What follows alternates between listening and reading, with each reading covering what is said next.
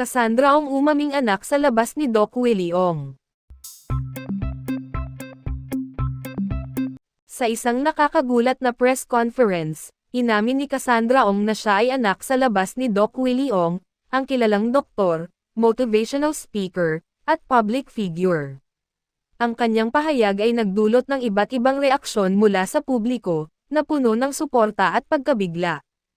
Sa kanyang talumpati, sinimulan ni Cassandra ang kanyang kwento mula sa kanyang pagkabata. Ayon sa kanya, lumaki siya na may mga katanungan tungkol sa kanyang pagkatao at sa kanyang lugar sa pamilya. Matagal na akong naglalakad sa isang landas ng hindi pagkakaalam. Ngayon, handa na akong harapin ang katotohanan, aniya. Sa kabila ng hirap, sinikap niyang makahanap ng kanyang sariling pagkakakilanlan at mga pangarap. Ibinahagi ni Cassandra ang mga pagsubok na kanyang pinagdaanan, mula sa mga pahayag ng mga tao hanggang sa pakikipagsapalaran na makilala ang kanyang tunay na ama. Minsan, naramdaman kong nag-iisa ako sa laban na ito.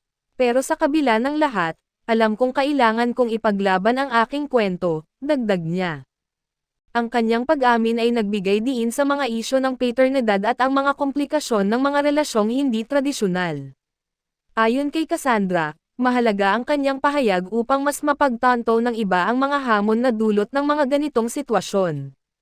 Ang mga anak sa labas ay may kanya-kanyang kwento at karapatan.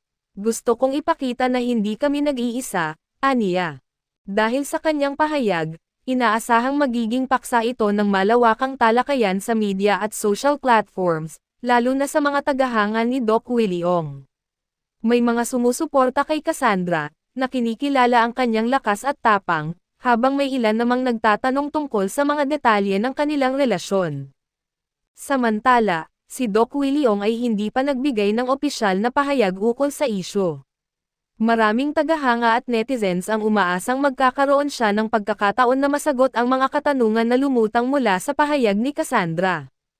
Ang kwento ni Cassandra ay patuloy na nagiging inspirasyon para sa marami, na nagpapakita na kahit sa kabila ng mga hamon, may lakas na bumangon at ipaglaban ang karapatan at katotohanan.